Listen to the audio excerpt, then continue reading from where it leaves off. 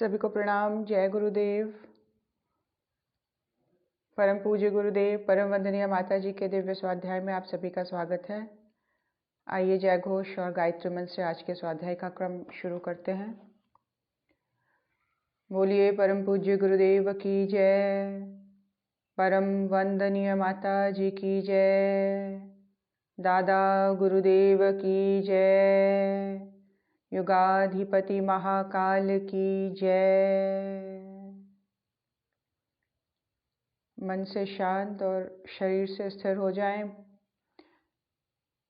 भगवान सूर्य के दीप्तिमान किरणों का और माँ गायत्री के प्राण चेतना को आत्मसात करने के लिए महामंत्र गायत्री मंत्र के शब्दों का भावपूर्ण उच्चारण इस पूर्ण विश्वास के साथ इस उच्चारण से उस ईश्वरीय तरंगों से, ईश्वरीय ऊर्जा से जुड़ने का क्रम चल पड़ा है, जो हमारे स्थूल, हमारे सूक्ष्म और हमारे कारण को परिष्कृत और परिमार्जित करता चला जा रहा है। ऐसा मन में भाव दृढ़ करें। महामंत्र गायत्री मंत्र एक साथ। ओम भूर्भुवः स्वाहा तत्सवितुर्वरेण्यं भर्गो देवस्य धीमहि धियो यो नः प्रचोदयात्।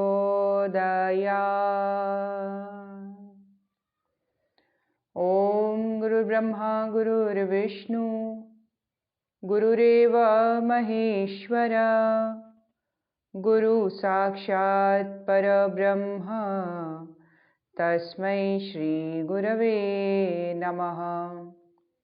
अखंडानंदबोधाय शिष्य संतापहारिणे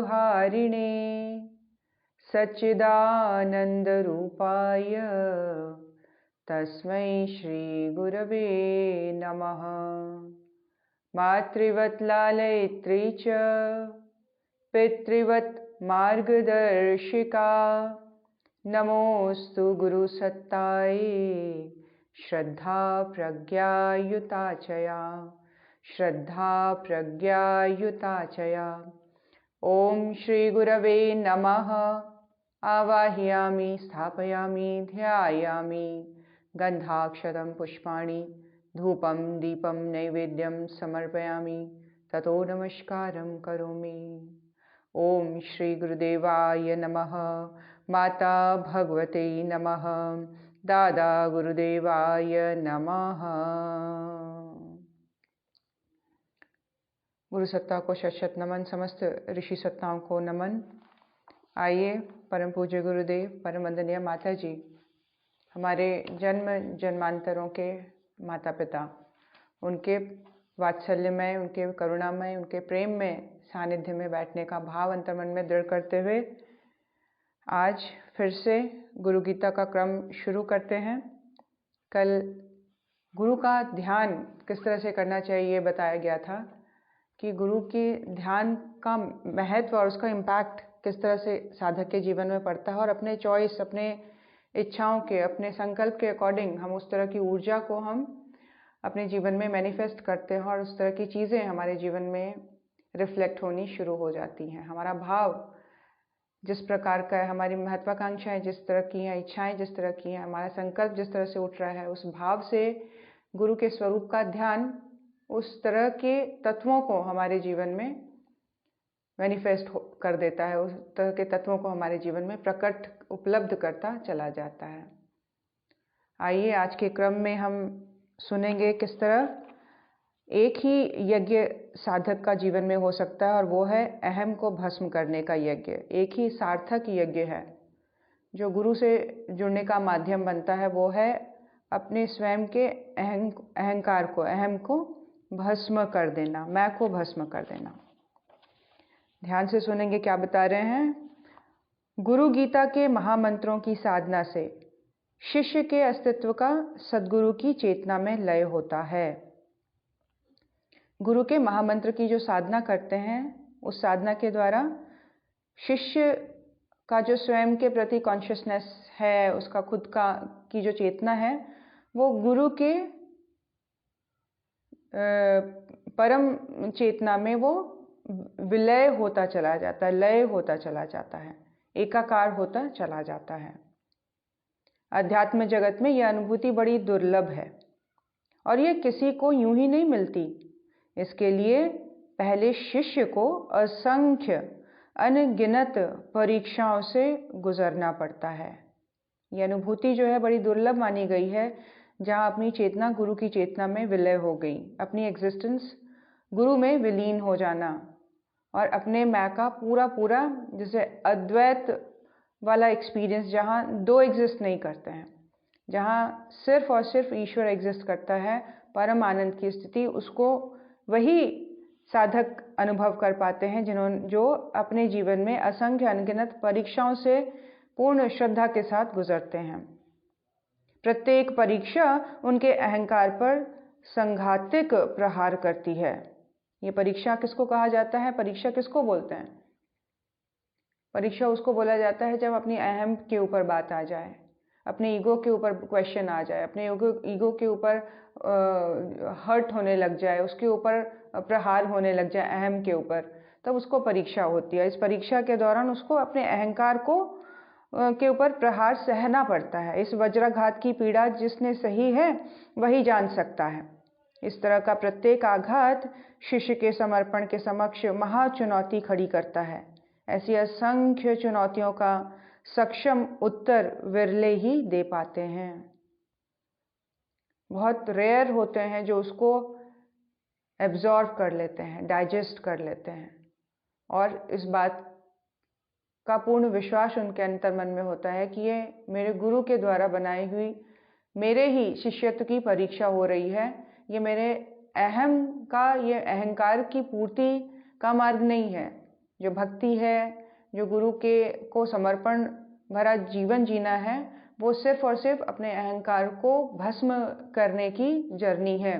और इस तरह की परीक्षाएं स्वयं के अहंकार को भस्म करती चली जाती है। इस बात की अवेयरनेस एक सच्चे शिष्य में होती है, जिसको वो रिस्पॉन्ड नहीं करता है, उस परीक्षा के अगेंस्ट कुछ आवाज़ नहीं उठाता है, किसी तरह की कोई उसके मनोभाव में विचार नहीं उमड़ते हैं उसके अगेंस्ट जाने की, या अविश्वास के तौर पर, या निराशा के तौर पर, या कह लीजिए भय जैसी बात उसके अंतर्मन में उत्पन्न नहीं होती है। अन्यथा बाकी तो बुद्धि के तर्कों एवं मन द्वारा खड़े किए गए उपद्रवों के सामने हथियार डाल देते हैं। बहुत रेयर होते हैं, बहुत विरले होते हैं जो इस तरह की चुनौतियों के समक्ष अडिग खड़े रहते हैं। लेकिन अधिकांश लोगों का क्या होता है, बुद्धि तर्क करने लग जाती है, मेरे साथ ऐसा क्यों हुआ, मैंने इतना कुछ अपने गुरु के लिए किया, गुरु ने मेरे जीवन में ऐसा क्यों होने दिया।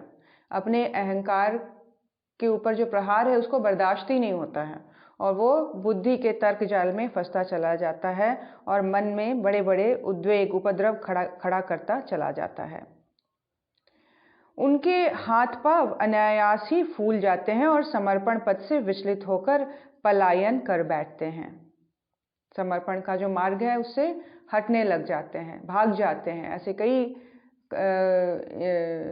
इंसिडेंट्स सुनने में आती है जहाँ पर गए तो थे बड़े बढ़ चढ़कर काम करने के लिए आश्रम में, लेकिन कुछ ही साल के बाद वो वापस आ जाते हैं। उनके अहंकार के ऊपर इतना आघात होता है, उनका अहंकार इतना बड़ा चढ़ा होता है कि समर्पण के मार्ग में वो ज़्यादा देर तक टिक ही नहीं पाते, छोड़ के भाग आते हैं।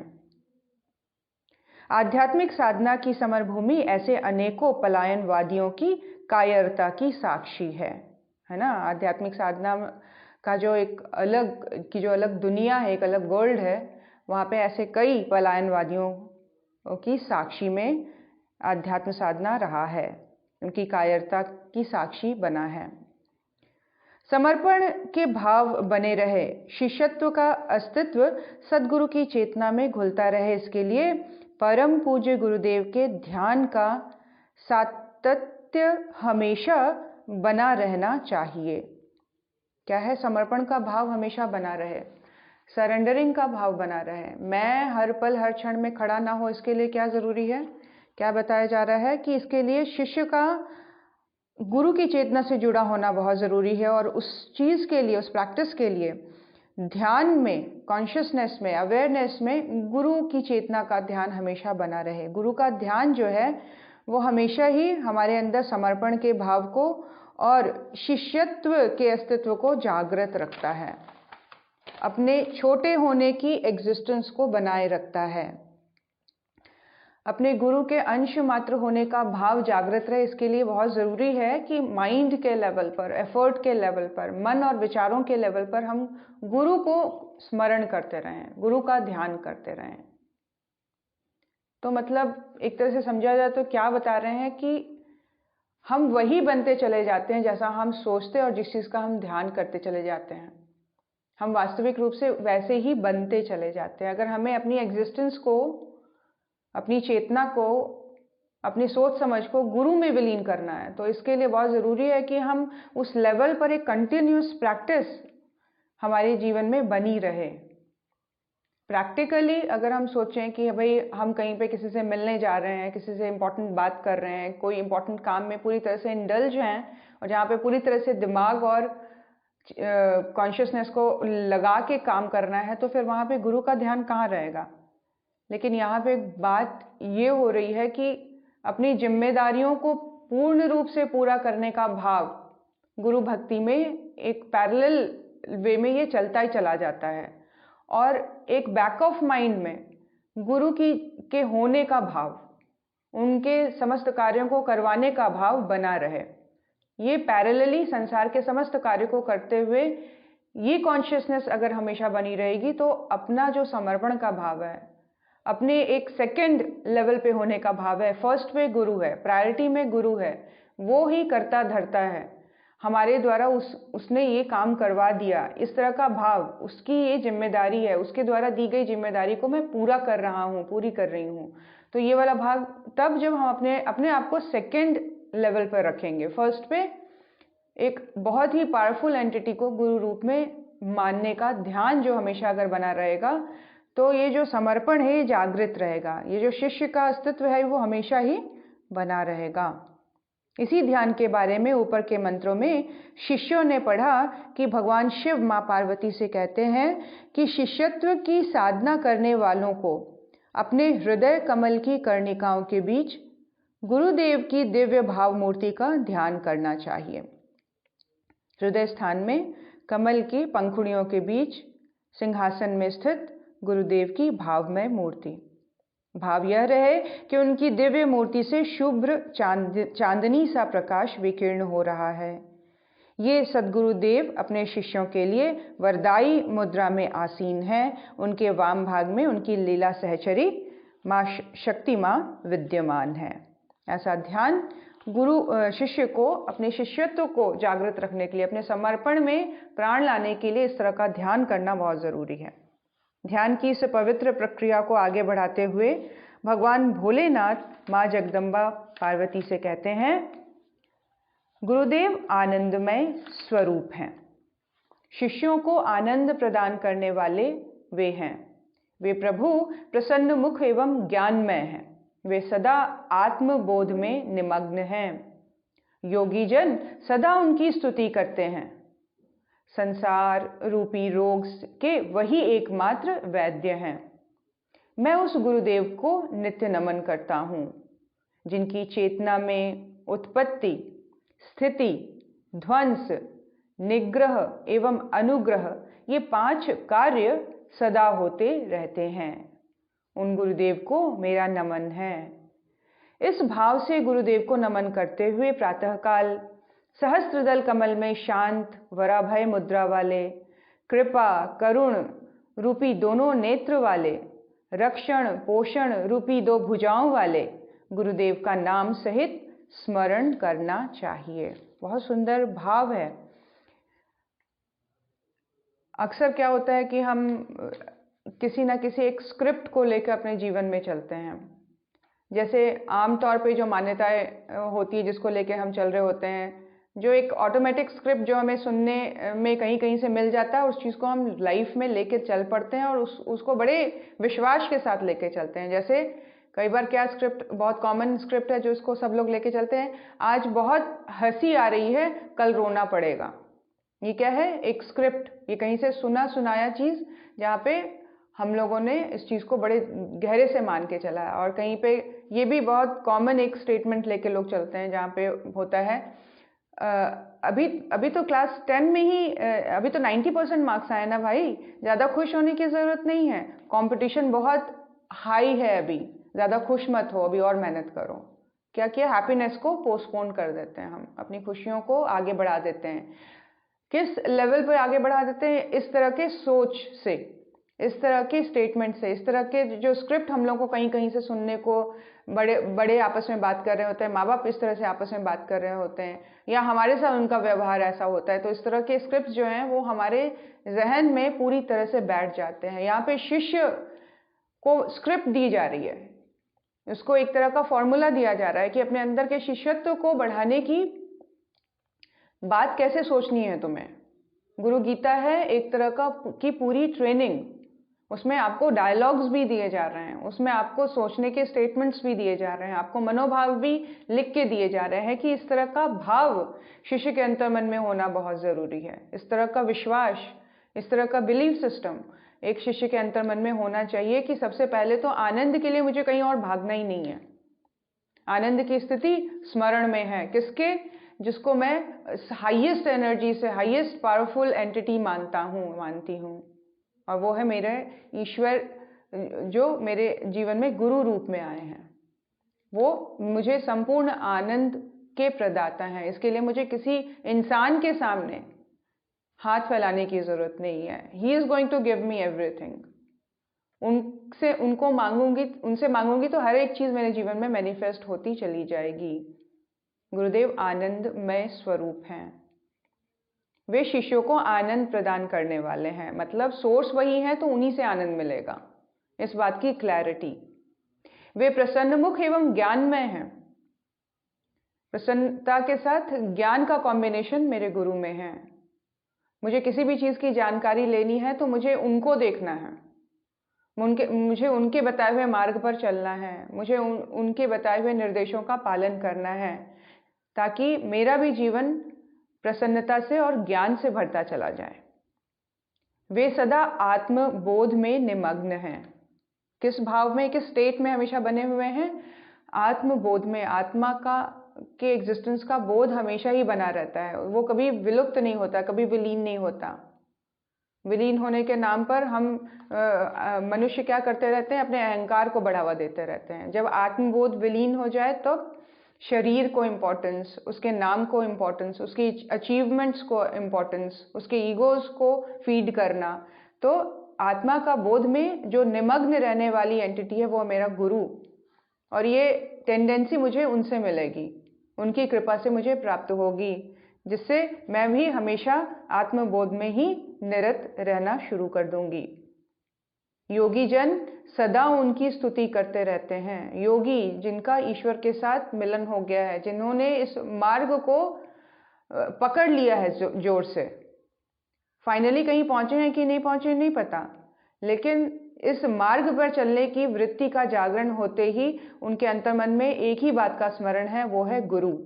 योगी जन सदा उनकी स्तुति करते हैं। संसार रूपी रोग के वही एकमात्र वैद्य हैं। ये जो चैलेंज दिया गया है हमें, इस पूरे जीवन क्रम में हमें बहुत सारे एक्सपीरियंसेस से गुजरना पड़ता है, बहुत सारी घटनाओं को देखना सुनना पड़ता है, बहुत सारी चीज़ें हमारे जीवन में घटित होती हैं। इन सब से पार कराने वाला एकमात्र डॉक्टर कौन है? उनके पास इन सब चीज़ों का इलाज है, हर एक प्रॉब्लम का इलाज है, हर एक मनोभाव का इलाज है, हर एक चीज़ों का उनके पास इलाज है। वो एकमात्र वैद्य हैं इस संसार रूपी रोग के।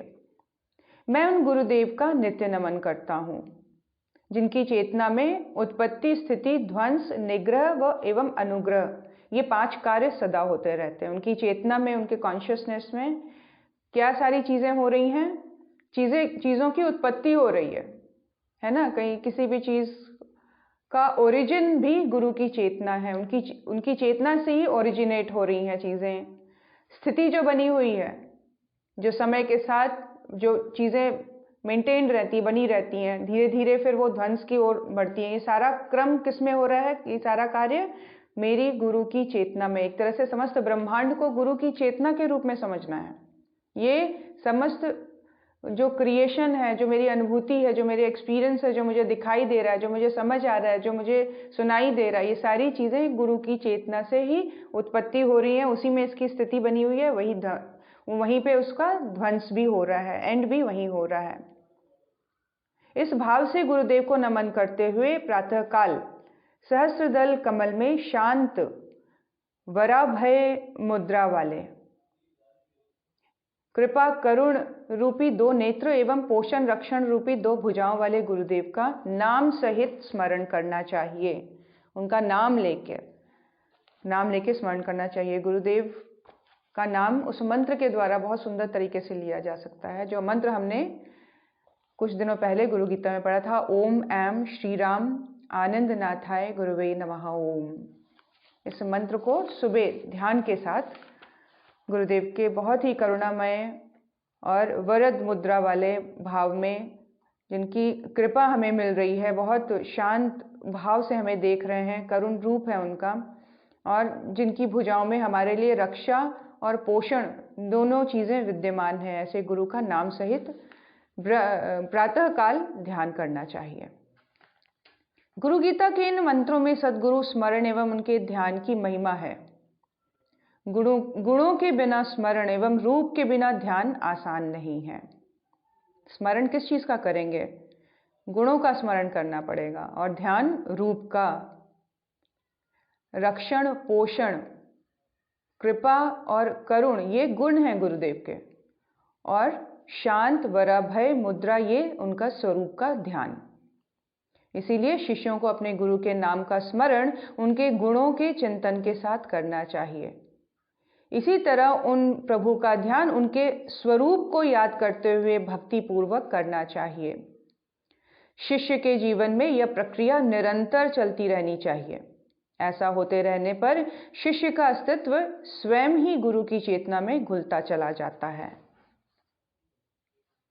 जैसे हम जिस चीज़ के बारे में ज़्यादा से ज़्यादा सोचेंगे, विचारेंगे, इमेजिन करेंगे, उनके साथ होने का भाव में जब वो प्रतिक्रिया होनी शुरू हो जाएगी अपनी भावना में, जहाँ पर हम उनके प्रेजेंस को हम फील करने लग जाते हैं, हमें गुदगुदी होने लग जाती है, हमें खुशी का एहसास होने लग जाता है, हमें अच्छा लगने लग जाता है। हम एक्चुअली एक सेफ और सिक्योर उनके वलय को या उनके ऑरे को हम अपने जीवन के चारों तरफ अनुभव करते हैं। अनुभूति में आ जाए, भाव में आ जाए, एक्सपीरियंस में अगर वो चीज़ आ जाए, तो व्यक्ति अपनी चेतना को गुरु की चेतना में घुलाता चला जाता है ना। एक्सपीरियंस करना बहुत ज़रूरी है, इस खुशी को, इस आनंद को, गुरु के साथ होने को। वो अगर समक्ष बैठे हैं तो किस तरह की फीलिंग होगी?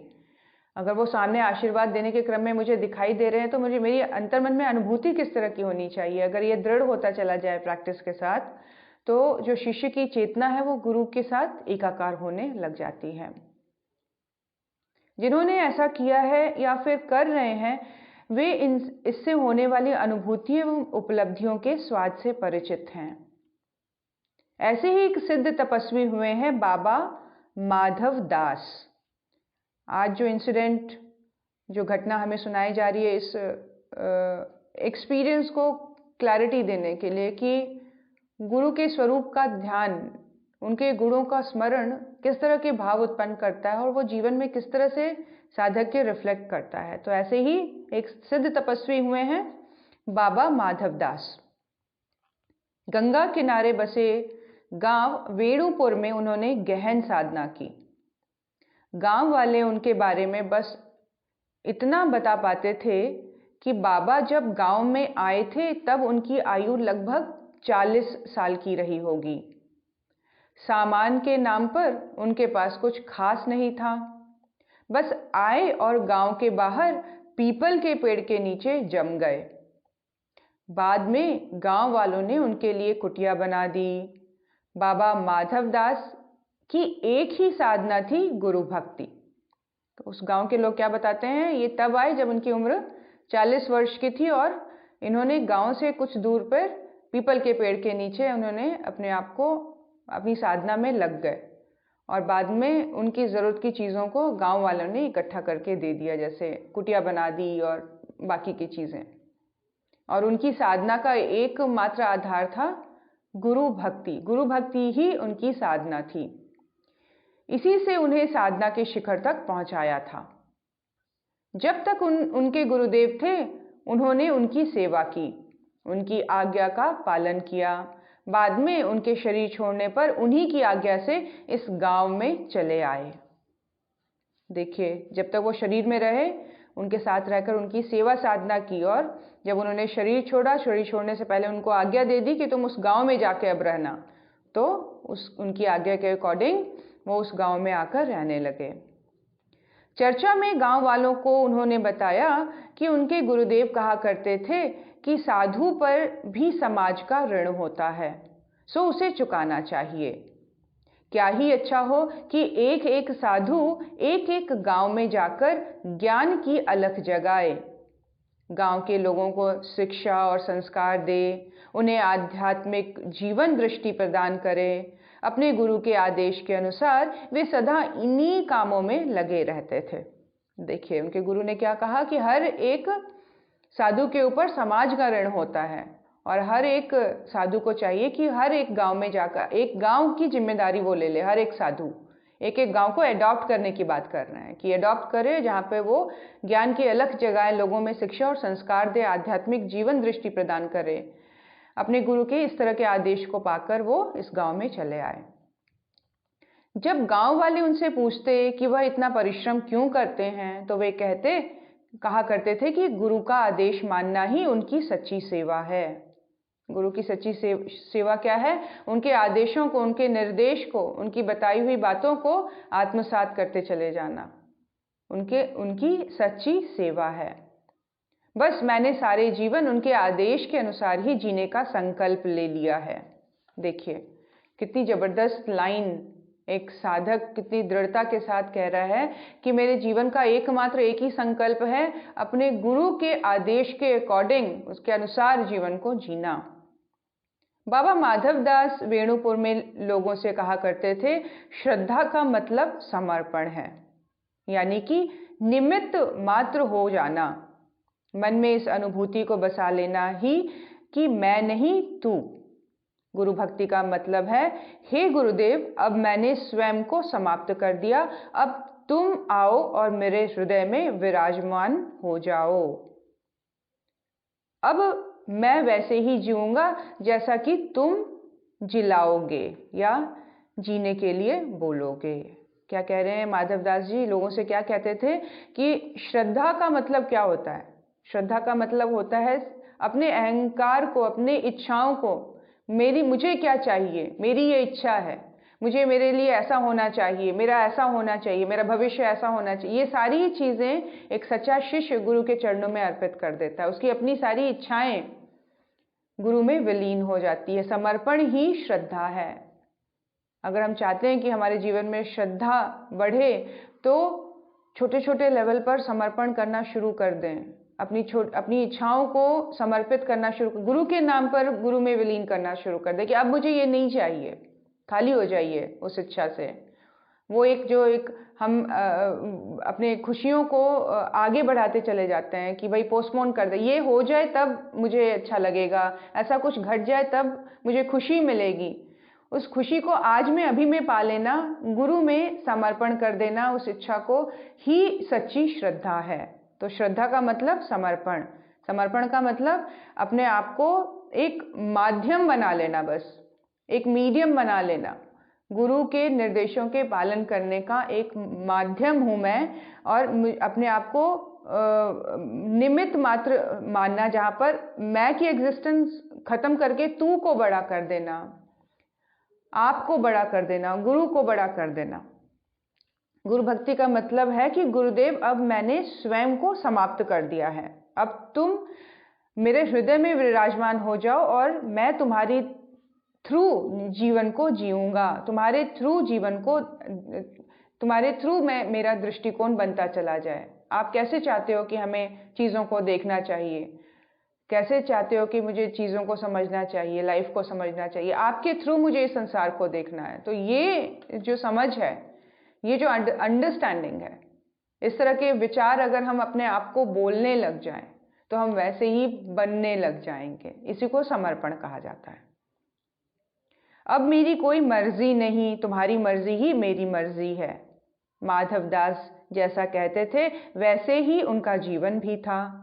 उनका कहना था कि शिष्य जिस दिन अपने आप को शव बना लेता है, उसी दिन उसके गुरुदेव उसमें प्रवेश कर उसे शिव बना देते हैं। देखिए कितना सुंदर स्टेटमेंट है। एक बार फिर से पढ़ती हूँ, क्या बता रहे हैं। माधव दास जी कहा करते थे कि जिस दिन शिष्य अपने आप को शव बना देता है, शव कौन? जिसकी ना अपनी कोई इच्छा है, ना वो अपने कोई किसी तरह के संकल्प से भरा हुआ है, ना उसके अपनी कोई प्लानिंग है, ना उसके जीवन में अपने लिए कोई क्रियाशीलता है ना। उसके जीवन में एकमात्र एक ही चीज़ है, गुरु का कार्य। उसी दिन जिस दिन वो अपने आप को शव बना लेता है, समर्पित कर देता है, मीडियम बना लेता है, निमित्त मात्र कर देता है, उसी दिन उसमें गुरु प्रवेश कर जाते हैं और उसे शिव बना देते हैं। जिस क्षण शिष्य का अस्तित्व मिट जाता है उसमें सद्गुरु प्रकट हो जाते हैं। फिर सारी साधनाएं स्वयं होने लगती हैं, सभी तप स्वयं होने लगते हैं। देखिए कितना सुंदर बताया जा रहा है कि फिर साधनाएं, तपस्या सब गुरु ही उसके जीवन में भरता चला जाता है।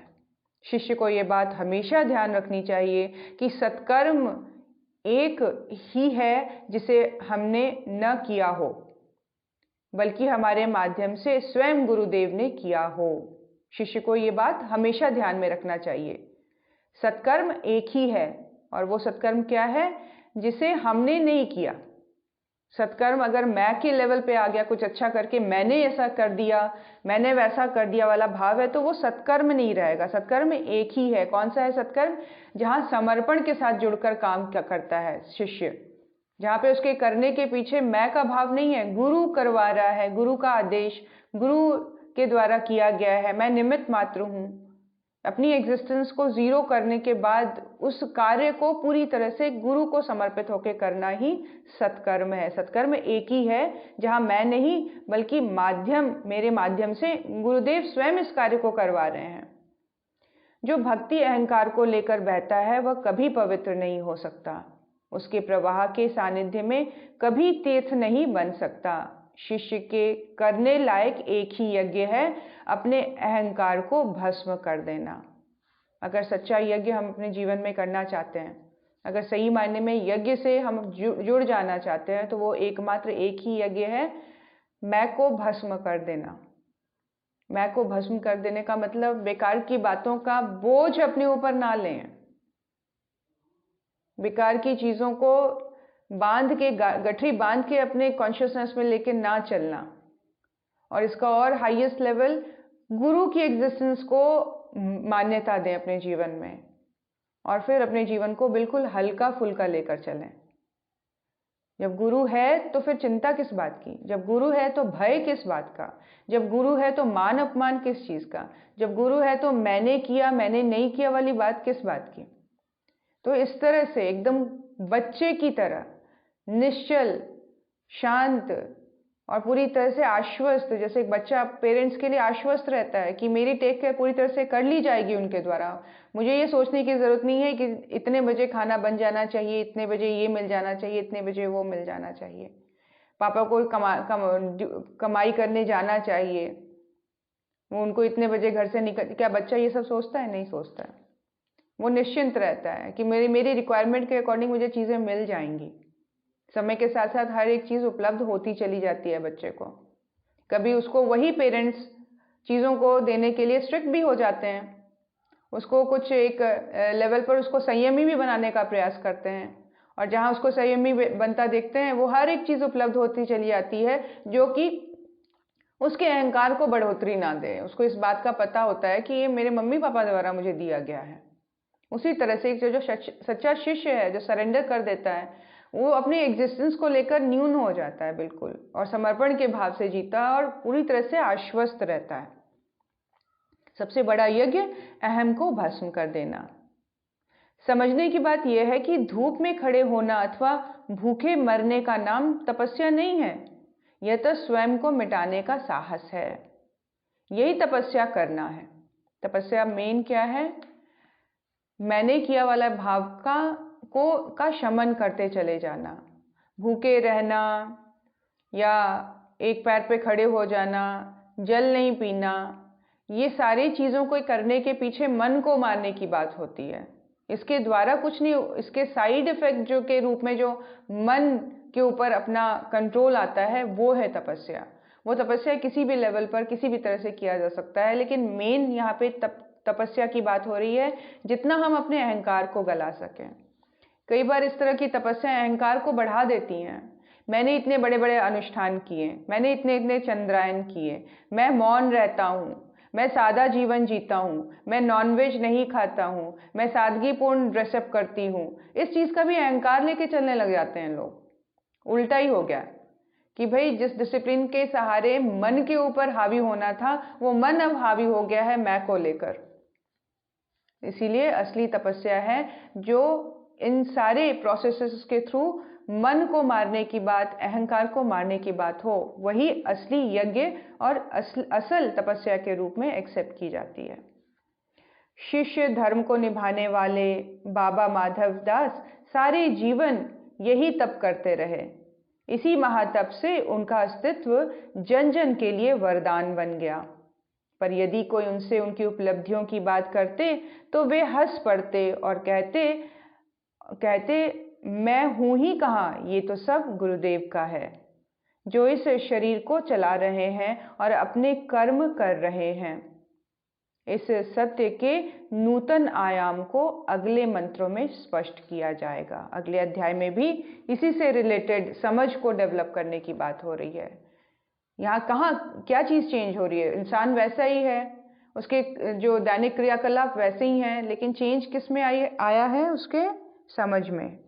हमारा दृष्टिकोण, हमारी समझ ब्रॉडन होती चली जाए। हम सही मायने में हम फैक्ट को देखें। जो चीज़ जैसी हो रही है वो चीज़ वैसी दिखाई दे, हमें वो चीज़ वैसे समझ आए, उसकी क्लैरिटी अंतर्मन में जागृत होती चली जाए। यही साधना है, यही तपस्या और यही यज्ञ है। अहंकार को विलीन वही करेगा जो रियलिटी को देखेगा। और रियलिटी क्या है? कि हमारे द्वारा चीज़ें कराई जा रही हैं, हम नहीं करने वाले कोई होते हैं। हमारी कोई एग्जिस्टेंस ही नहीं है, वो ईश्वरीय चेतना की इच्छा के अकॉर्डिंग हम करते चले जाते हैं। इसीलिए मैं का भाव का विलीन होना रियलिटी को देखना है। हम रियलिटी के लिए हमारी अंडरस्टैंडिंग जितनी डीप होती चली जाएगी, हम उतने ही आनंद के, हम उतने ही हैप्पीनेस के क्लोज होते चले जाएंगे और फिर जो भेड़ चाल है उससे अपने आप को ब्रेक करने की लेवल पर आ जाएंगे। संसार से विलग होके चलने की वृत्ति का जागरण हो जाएगा। योगी की सी स्थिति आ जाएगी। योग मतलब उसको एक रियलिटी का पता लग गया और उसमें उसका इंटरेस्ट डेवलप हो गया है। अब उस तरह के प्रयास हैं, क्योंकि जीवन की रियलिटी समझ में आ गई है। रियलिटी के कितने क्लोज हैं हम? जितने दूर होंगे उतना ही बड़ा चढ़ा अहंकार होगा, जितने क्लोज होते चले जाएंगे उतने ही विनम्र और उतने ही शांत और आनंदित होते चले जाएंगे। इसीलिए गुरु जो है वो फैक्ट को दिखाता है, रियलिटी को दिखाने का मार्ग है। वो एकमात्र एक ही ध्येय उसका होता है, हमारी आंखें खोल देनी, सही का दर्शन हमारे जीवन में हो जाए कि फैक्ट क्या है, जीवन, मनुष्य जीवन की रियलिटी क्या है। इस चीज़ को हम डीपली अंडरस्टैंड करने के लेवल पे आ जाएं। यहाँ पे बता रहे हैं बाबा माधव दास का पूरा जीवन गुरु के निर्देश में बीता और उनसे जब कोई उपलब्धियों की बात करता था तो वो हंस के कहते थे मेरा कुछ है ही नहीं, ये सारी चीज़ें गुरु ही मेरे द्वारा करवा रहे हैं, मैं तो निमित्त मात्र हूँ। और ये कहने के लेवल पर नहीं, ये डायलॉग्स बहुत कॉमन हो गए हैं आजकल, लेकिन अहंकार उतना ही बड़ा चढ़ा होता है ये बोलते हुए भी। मैं कहाँ, मेरे गुरुदेव करवा रहे हैं, मेरे से नहीं, मेरे गुरुदेव से गुरुदेव ने किया है। इसको कॉन्शियसनेस में, चेतना पर अपने, जिसको बोलते हैं कि वृत्ति इस तरह की जागृत होती चली जाए, जहाँ पर हम वाकई अपने आप को सेकंड लेवल पर रखकर अपने आप को मीडियम के रूप में एक्सपीरियंस करें कि माध्यम बनना कैसा होता है, उसका एक्सपीरियंस कैसा होता है। माध्यम का मतलब कि मैं किसी बहुत पावरफुल एंटिटी के अंडर में हूँ, I am under his training और I am under his guidance, और वो मेरे द्वारा वो मुझसे ये सब करवा रहे हैं, उन्होंने ऐसा निर्देश दिया है, उनका अनुसरण मैं कर रही हूँ। तो ये फीलिंग, ये अंडरस्टैंडिंग के लेवल पर, जो कि हमें बिल्कुल सम रखता है, जो कि हमें बिल्कुल बैलेंस रखता है, वो हमें सातवें आसमान में नहीं उड़ाता, बिल्कुल नॉर्मल रखता है। और फिर इस समझ के साथ फिर हमारी ईगो भी नहीं बढ़ती है, और हमारा जो ऊपर से जीवन जो दिखता है वो नॉर्मल दिखता है। फिर हम एक्ट नहीं करते कुछ बनने का। फिर ऐसा व्यक्ति गुस्से में भी दिखाई देता है, कभी ऐसा व्यक्ति नॉर्मल तरीके से बिहेवियर करता दिखाई देता है, अपने आप को बड़े संत के रूप में नहीं दिखाता है, नॉर्मल तरीके से रहता है। तो कई बार लोग ऐसे लोगों को देख के कंफ्यूज हो जाते हैं, और क्योंकि उनका खुद का अहंकार इतना बड़ा चढ़ा होता है कि उनकी सिंप्लिसिटी उनको डाइजेस्ट ही नहीं होती है, समझ में ही नहीं आते हैं कि किस तरह से महान है। तो वाकई जिसने गुरु को समर्पण कर दिया, जिसने अपने आप को खाली कर दिया है, वही इस साधना में आगे बढ़ पाता है, वही शिष्यत्व को सही तरीके से अपना पाता है, वही गुरु की चेतना में विलीन हो पाता है, उसके साथ एकाकार हो सकता है। आइए गुरु सत्ता के चरणों में नमन करें। इस तरह की अंडरस्टैंडिंग, इस तरह की समझ, इस तरह का दृष्टिकोण हम सबका जागृत हो, ऐसी गुरु कृपा हम सबके ऊपर हो, ऐसा भाव करते हुए गुरु सत्ता को नमन। ओम नमोस्त्वनंताय सहस्त्रमूर्तये सहस्रपादाक्षिशिरोरुबाहवे सहस्रनाम्ने पुरुषाय शाश्वते सहस्रकोटियुगधारिणे नमः। सहस्रकोटियुगधारिणे नमः। ओम श्री गुरुदेवाय नमः। माता भगवते नमः। दादा गुरुदेवाय नमः।